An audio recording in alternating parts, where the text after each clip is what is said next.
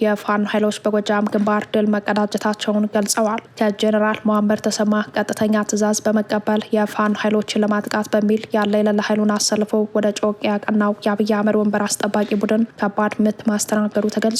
ባልተገራ አንደበቱ ባልዳበረ እውቀቱ መናገሪያ ማይክ በጨበጠ ቁጥር ጽንፈኛውን ጨርሰነዋል በሚል ተደጋጋሚ ንግግሩ የሚታወቀው መሐመድ ተሰማ አሰልፎ የላከው ቡድኑ ከደረሰበት ከባድና ያልተጠበቀ ምት በኋላ የወዳደቁ አባሎቹን ከየጥሻው ሳያነሳ ወደ አጎራባሽ ከተሞች እግሬ አውጭኝ ብሎ መሸሹ ተሰምተዋል። ከጎጃም የተሰማው አስደናቂ የድል ዜና በቀዳሚነት ወደ እናንተ ይደርሳል። የታዘዘውን ከመፈጸም የተናገረውን ከመከወን የዘለለ ሚና የሌለውና የአማራን ሕዝብ ጠላቴ ብሎ ለሚጠራው ቡድን አሳልፎ የሰጠው አረጋ ከበደና ቡድኑ በክልሉ የፈራረሰውን የብልጽግና መዋቅር ለመጠገን በሚል ከአብይ አህመድ ቀጥታ በተሰጠ ትዕዛዝ ሌተናል ጄኔራል ጥጋቡ ይልማን የክልሉ ፖሊስ ኮሚሽነር በማድረግ ሹሟል። የክልሉ ታጣቂ ቡድን መበታተኑ ቀጥሏል። ይህንን የተመለከተው መረጃችን ሰሙታላችሁ። አገዛዙ አፍሶ ሲያጓጉዟቸው የነበሩ ወጣቶች በፋኖ ኃይሎች እገዛ መበተናቸው ተሰምተዋል። የውድቀት አፋፍ ላይ የቆመው የብልጽግናው መንግስት ከተለያዩ አካባቢዎች በግዳጅ አፍሶ ሲያጓጉዟቸው የነበሩ በርካታ ቁጥር ያላቸው ታዳጊዎች የጎንደር ጠቅላይ ግዛት በላይ እዝ እሳት ጎረስ ብረት ለበስ ፋኖች በሰነዘሩበት ጥቃት ወጣቶች ሲበተኑ ወጣቶችን አጅቦ ወደ ወታደራዊ ማሰልጠኛ ለመውሰድ ጉዞ ላይ የነበረው የአገዛዙ ታጣቂ ቡድን ደግሞ ሞትና ቁስለኛ ሆኗል። ብረት ለበስ እሳት ጎረስ የጎንደር ጀግኖች ሰሩትን አስደናቂ ጀብድ የሚመለከተው መረጃችን ተሰናድቷል። ሰሙታላችሁ። በራያ ግንባር በግዳጅ ላይ የሚገኙት የጠላት ብልጽግና ሰራዊት ከስምሪት ቀጠና በመጥፋት የአማራ ፋኖ ብሔራዊ ንቅናቄ ወሎ ቤት አማራ ምኒልክ ዕዝ የ102ኛ ኮርን መቀላቀሉ ተሰምተዋል። ለአብይ አህመድ ወንበር አልታገልም ያለው ኃይሉ ከዚህ በፊትም እየተመመ ፋኖን ሲቀላቀል እንደነበር ይታወሳል። ዛሬ ከወደ ራያ የተሰማውን ልብ የሚያሞቅ ክስተት የተመለከተው ሌላኛው መረጃችን ነው። የኢትዮጵያ አየር መንገድ የቀድሞ አመራሮች በሌላ ሀገር የሚሰጥ ሹመት ዛሬም ቀጥሏል። ባለጊዜ ነን የሚለው ቡድን ከተቋሙ ያስወጣቸው አመራሮቹ በሌላ ሀገር ትኩረት ማግኘት ዓለም አቀፍ አነጋጋሪ ክስተት ሆኗል። ከቀድሞ ዋና ስራ አስፈጻሚው በተጨማሪ አዲሱን ተሿሚ የሚመለከተው ዜናም ሌላኛው መረጃችን ነው። ከውጭ በያዝነው መረጃችን የአፍሪካ ህብረት በሱዳን የውጭ ጣልቃ ገብነትና ትይዩ መንግስት የመመስረትን ጥረት ውድቅ ማድረጉ ተሰምተዋል። የአፍሪካ ህብረት የሰላምና ደህንነት ምክር ቤት በሱዳን የውስጥ ጉዳይ ላይ የሚደረግን ማንኛውንም የውጭ ጣልቃ ገብነት እንዲሁም የሀገሪቱን አንድነትና ሉዓላዊነት የሚያዳክሙ ትይዩ አካላትን ወይም መንግስታትን የመመስረት ጥረት ሙሉ በሙሉ ውድቅ ማድረጉን አስታውቋል። ጤና ይስጥልን። በዓለም ዙሪያ የምትገኙ የጣና ሳተላይት ቴሌቪዥን ተከታታዮች ለነሐሴ 8 ያዘጋጀናቸው ወቅታዊና ያልተሰሙ መረጃዎች ከዚህ ሰዓት ጀምሮ ወደ እናንተ ይቀርባሉ። አብራችሁን ቆዩ።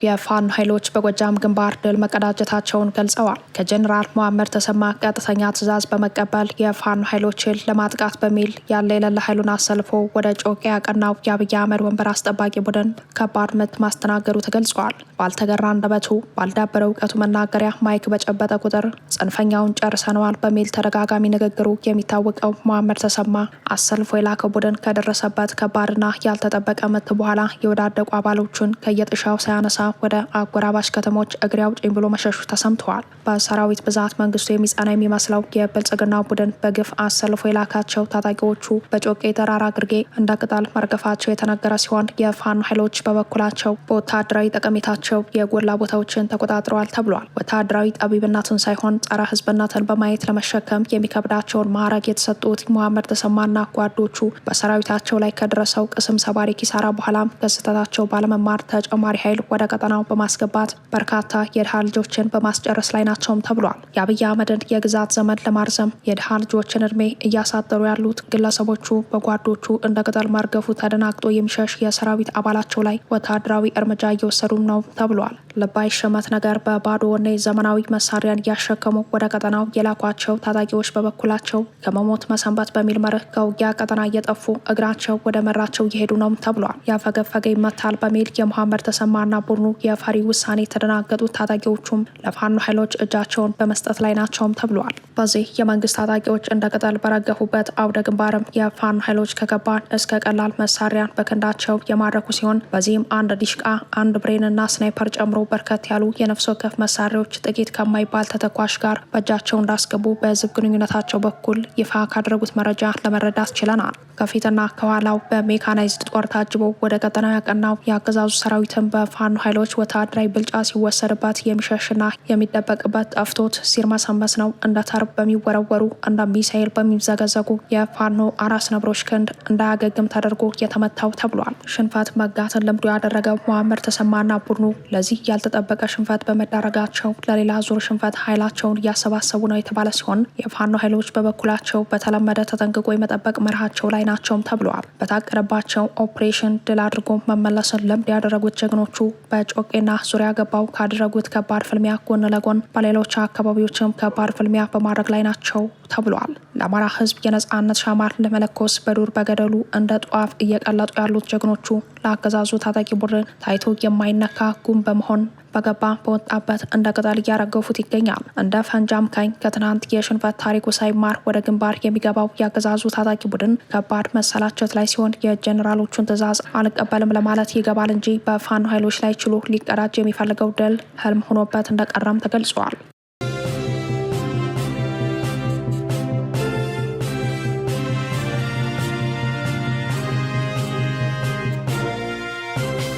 አገዛዙ አፍሶ ሲያጓጉዟቸው የነበሩ ወጣቶች በፋኖ ኃይሎች እገዛ መበተናቸው ተሰምተዋል። የውድቀት አፋፍ ላይ የቆመው የብልጽግናው መንግስት ከተለያዩ አካባቢዎች በግዳጅ አፍሶ ሲያጓጉዟቸው የነበሩ በርካታ ቁጥር ያላቸው ታዳጊዎች የጎንደር ጠቅላይ ግዛት በላይ እዝ እሳት ጎረስ ብረት ለበስ ፋኖች በሰነዘሩት ጥቃት ወጣቶች ሲበተኑ ወጣቶችን አጅቦ ወደ ወታደራዊ ማሰልጠኛ ለመውሰድ ጉዞ ላይ የነበረው የአገዛዙ ታጣቂ ቡድን ደግሞ ሞትና ቁስለኛ ሆኗል። እድሜያቸው ለአቅመ ውትድርና ያልደረሱና ወታደራዊ ስልጠና የመውሰድ ፍላጎት የሌላቸውን በርካቶችን ከየመዝናኛ ስፍራና ከገበያ እንዲሁም በየቤቱ እየዞረ በማፈስ ከ20 በላይ መኪና ጭኖ ጉዞ ላይ የነበረው ቡድኑ በአፋብን ጎንደር ጠቅላይ ግዛት እዝ በዳግማዊ ቴዎድሮስ 5ኛ ኮር አካል በሆነው ጥቁር አንበሳ ክፍለ ጦር ነው ድንዛዝ የተባለ ስፍራ ላይ ተከቦ አሳሩን የበላው ተብሏል። በቀጠናው ከዓመት በፊትም የፋኖ ኃይሎች ተመሳሳይ ጀብድ በመስራት የድሃ ልጆችን ከእልቂት ማትረፋቸው የሚታወቅ ሲሆን አሁንም በሰሩት ተመሳሳይ ጀብድ ልጄ ወደ ሞት ሄደ በሚል የምታለቅስን የድሃ እናትን እንባ አብሰዋል ተብሏል። ከተለያዩ ከተሞች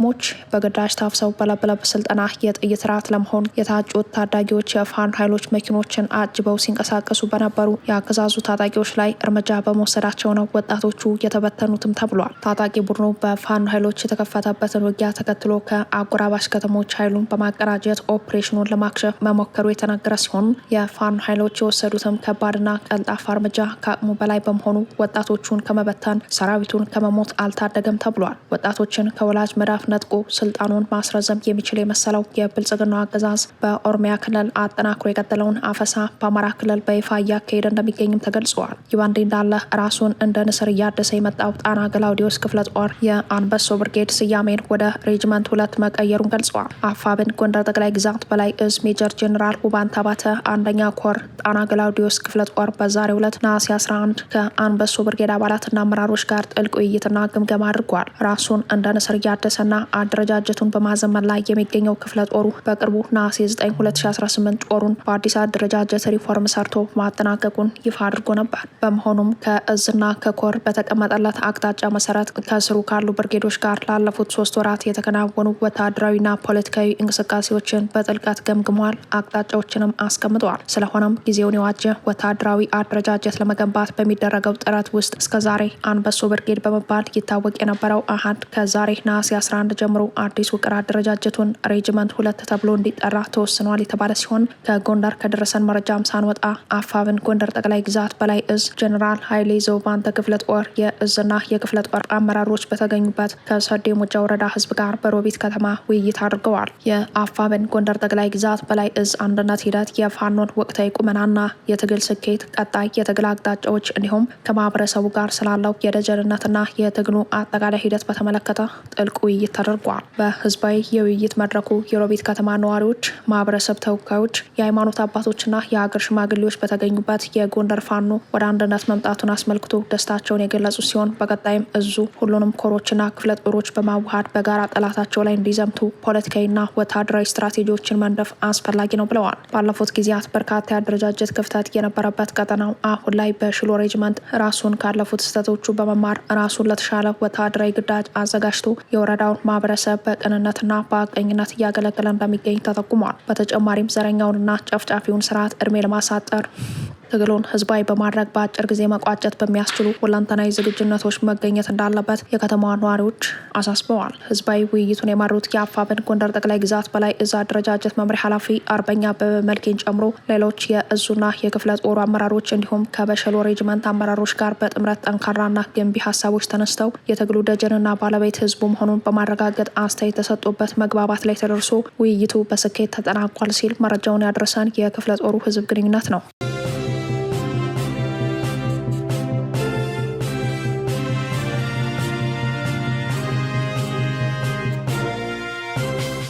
በራያ ግንባር በግዳጅ ላይ የሚገኙት የጠላት ብልጽግና ሰራዊት ከስምሪት ቀጠና በመጥፋት የአማራ ፋኖ ብሔራዊ ንቅናቄ ወሎ ቤተ አማራ ምኒልክ ዕዝ የ102ኛ ኮርን መቀላቀላቸው ተገልጸዋል። ዛሬ ነሐሴ 11 በሰሜን ወሎ ዞን በራያ ቆቦ ወረዳ የጠላትን የሰሜን ምስራቅ ዕዝ 802ኛ ኮር 48ኛ ክፍለ ጦር የ4ኛ ሻለቃ ኦቦ ከነሙሉ ትጥቁ ወደ ምኒልክ ዕዝ ምስራቅ አማራ የ102ኛ ኮርን ከጓዶቹ ጋር ተቀላቀለ። ከተቀላቀሉት የጠላት የሰራዊት አባላት አማኑኤል ዳምጠው አዳንና ክንዱ ጌትና ደመላሽ የሰሜን ምስራቅ ዕዝ 802ኛ ኮር 48ኛ ክፍለ ጦር 4ኛ ሬጅመንት ይገኙበታል። በተጨማሪም ዋክሹም ተስፋዬ ኦላና፣ ሸለማ ጌታቸው ሹማ የሰሜን ምስራቅ ዕዝ 802ኛ ኮር 58ኛ ክፍለ ጦር 6ኛ ሻለቃ 2ኛ ሻምበል አባልና ክንዱ ጌትነት ደመላሽ 48ኛ ክፍለ ጦር የ4ኛ ሻለቃ ኦርዲናንስ ትናንት አመሻሹን በጀሌ ያለመሳሪያ የ102ኛ ኮር ፋኖን ተቀላቅለዋል። ወደ ፋኖ ከመጡት የብልጽግና 4 የሰራዊት አባላት መካከል አንድ ጥቁር ክላሽንኮቭ መሳሪያ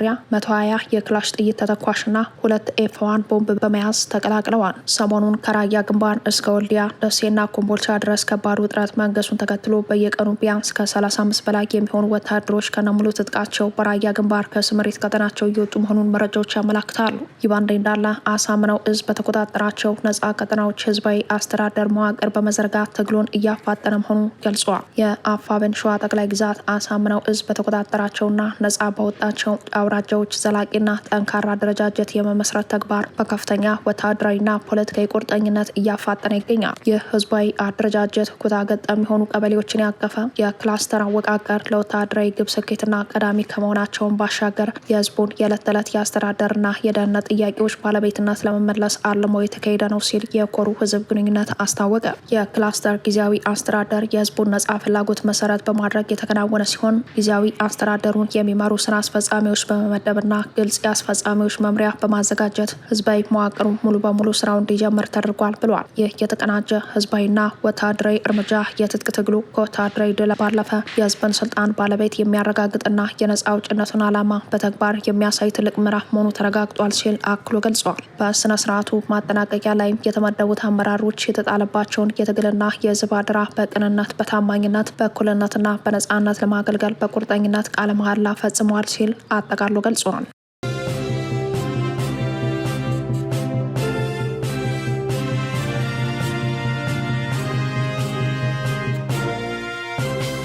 የአማራ ክልሉ ብልጽግና ቡድን በወታደራዊ ቡድን ስር ከወደቀ 3-4 ዓመት እንዳለፈው የሚታወቅ ሲሆን በዛሬው ዕለት ደግሞ ምስለኔው ቡድን አንድን ጄኔራል በአዛዥነት በመሾም ክልሉን በግልጽ ለብርሃኑ ጁላና ቡድኑ አስረክቧል። የታዘዘውን ከመፈጸም የተነገረውን ከመከወን የዘለለ ሚና የሌለውና የአማራን ህዝብ ጠላቴ ብሎ ለሚጠራው ቡድን አሳልፎ የሰጠው አረጋ ከበደና ቡድኑ በክልሉ የፈራረሰውን የብልጽግናን መዋቅር ለመጠገን በሚል ከአብይ አህመድ ቀጥታ በተሰጠ ትዕዛዝ ሌተናል ጄኔራል ጥጋቡ ይልማን የክልሉ ፖሊስ ኮሚሽነር በማድረግ ሹሟል።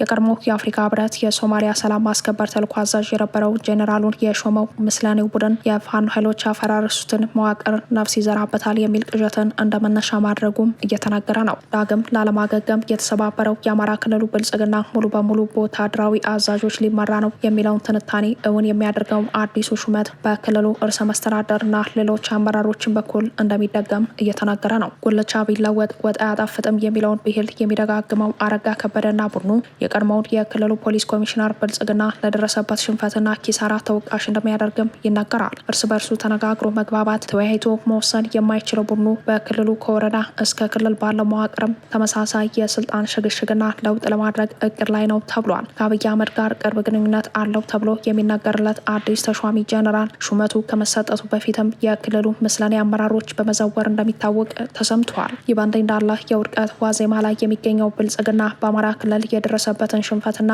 የመዋቅር መናድ ለማስተካከል የአመራር ሹምሽረት እንደሚቀጥል የተነገረ ሲሆን ከስልጣን በሚነሱ አመራሮች ኮታ ወታደራዊ መኮንኖች እንደሚሾሙበት ተነግሯል። በተያያዘ መረጃም የቀድሞው የክልሉ ፖሊስ ኮሚሽነር ስልጣን ከመልቀቁ በፊት በክልሉ ያለውን ጸጥታ ማስተካከልም ሆነ በፋኖ ኃይሎች የተወሰደውን የበላይነት ማስመለስ ባለመቻሉ መምራት አልቻልኩም፣ በቃኝ፣ የክልሉ ፖሊስ ከአቅሜ በላይ ነው ብሎ እንደነበር ከዚህ በፊት በነበረ አንድ የጣና ሳተላይት የዜና ሰዓት ወደ እናንተ ማድረሳችን ይታወሳል።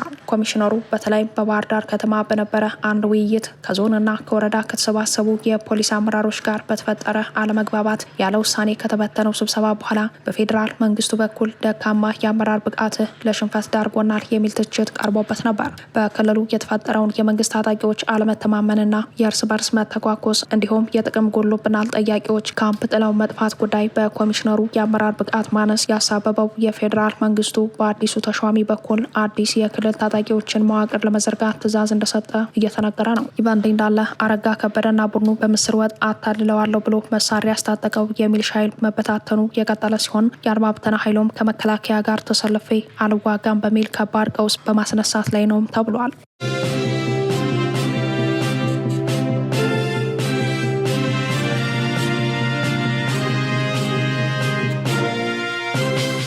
የዛምቢያ አየር መንገድ ኢትዮጵያዊውን የአቪዬሽን ባለሙያ አማን ወሌን ዋና ስራ አስፈጻሚ አድርጎ መሾሙ ተገልጿል።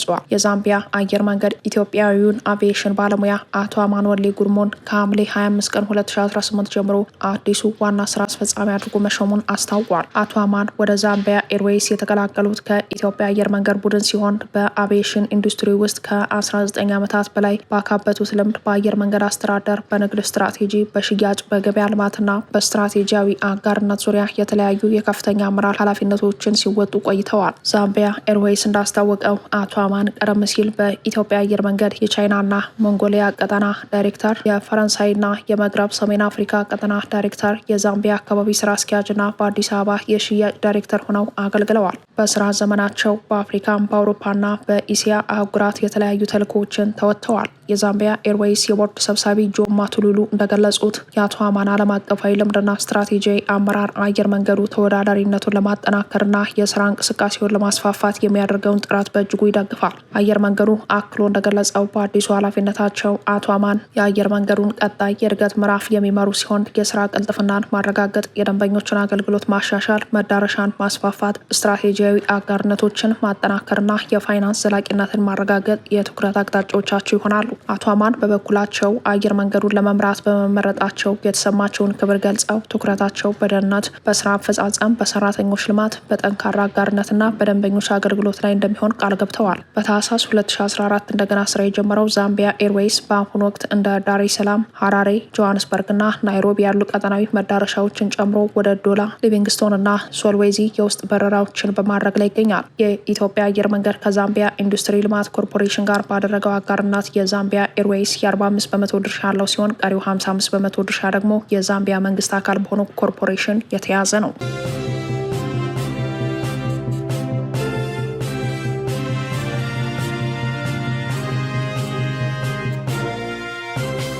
የአፍሪካ ህብረት በሱዳን የውጭ ጣልቃ ገብነትና ትይዩ መንግስት የመመስረትን ጥረት ውድቅ ማድረጉ ተሰምተዋል። የአፍሪካ ህብረት የሰላምና ደህንነት ምክር ቤቱ በሱዳን የውስጥ ጉዳይ ላይ የሚደረግን ማንኛውንም የውጭ ጣልቃ ገብነት እንዲሁም የሀገሪቱን አንድነትና ሉዓላዊነት የሚያዳክሙ ትይዩ አካላትን ወይም መንግስታትን የመመስረት ጥረት ሙሉ በሙሉ ውድቅ ማድረጉን በትናንትናው ዕለት አስታወቀ። ይህ አቋም ይፋ የተደረገው የሱዳን የሽግግር ሉዓላዊ ምክር ቤት ሊቀመንበር አብዱልፈታህ አልቡርሃን ከአልጄሪያው ዲፕሎማት መሐመድ ሀሊድ ከተመራው የአፍሪካ ህብረት የሰላምና ደህንነት ምክር ቤት ልዑክ ጋር በካርቱም በሚገኘው የፕሬዝዳንቱ ቤተ መንግስት ባካሄዱት ውይይት ወቅት መሆኑን የሽግግር ምክር ቤቱ መግለጫ አመላክቷል። የምክር ቤቱ የወቅቱ ሊቀመንበር የሆኑት መሐመድ ሀሊድ ውይይቱን ፍሬያማ ሲሉ የገለጹት ሲሆን በሱዳን ሰላም፣ ደህንነትና መረጋጋት ዙሪያ ባሉ በርካታ ጉዳዮች ላይ መምከራቸውን ተናግረዋል። ሊቀመንበሩ ማንኛውም የውጭ ጣልቃ ገብነት ግጭቱን የሚያባብስ ነው በማለት ምክር ቤቱ ድርጊቱን አበክሮ እንደሚያወግዝ ድጋሚ አረጋግጠዋል። ሀሊድ አክለውም የሱዳንን አንድነትና ሉዓላዊነት አደጋ ላይ የሚጥሉ ትይዩ አካላትን ወይም መንግስታትን ለመመስረት የሚደረጉ ጥረቶች ምክር ቤቱ እንደማይቀበለው ገልጸዋል። በሱዳን ዘላቂ ሰላም ለማስፈን የሚቻለው በውይይት በሀገራዊ እርቅና የሱዳን ህዝብን ፍላጎት የሚያሟላ አጠቃላይ ፖለቲካዊ ስምምነት ላይ በመድረስ ብቻ ነው ሲሉ ሊቀመንበሩ ተናግረዋል። በተጨማሪም ከሰላም ጥረቶች ጋር የተያያዙ እርምጃዎችንና መንግስት ስራውን ከካርቱም ማከናወን መጀመሩን የደገፉት ሀሊድ ይህም የመንግስት ተቋማትን ስራ ለማስጀመርና ዜጎች አስፈላጊ አገልግሎቶችን ለማቅረብ ወሳኝ እርምጃ መሆኑን ገልጸዋል። ሊቀመንበሩ መንግስትና የፖለቲካ ኃይሎች የሽግግር ሂደቱን የበለጠ አሳታፊ እንዲያደርጉና በነጻና ፍትሐዊ ምርጫ ወደሚመሰረት ህገ መንግስታዊ ስርዓት የሚያሸጋግር ሀገራዊ መግባባት ላይ እንዲሰሩ ጥሪ አቅርበዋል። በትናንትናው ዕለት የሱዳን ጠቅላይ ሚኒስትር ካሚል ኢድሪስ ለምክር ቤቱ ልኡካን ቡድን እንደገለጹት በሱዳናውያን መካከል የሚደረገው ውይይት በቅርቡ ይጀመራል ብለዋል። ሱዳን በወታደራዊ ሰራዊቱና በፈጥኖ ደራሽ ኃይል ቡድን መካከል ሚያዝያ 2023 በተቀሰቀሰው አውዳሚ ጦርነት ውስጥ ትገኛለች። በተባበሩት መንግስታት ድርጅት ግምት መሰረት ይህ ግጭት በ10 ሺዎች የሚቆጠሩ ሰዎችን ህይወት የቀጠፈ ሲሆን ወደ 13 ሚሊዮን የሚጠጉ ዜጎች ደግሞ ከቀያቸው አፈናቅለዋል።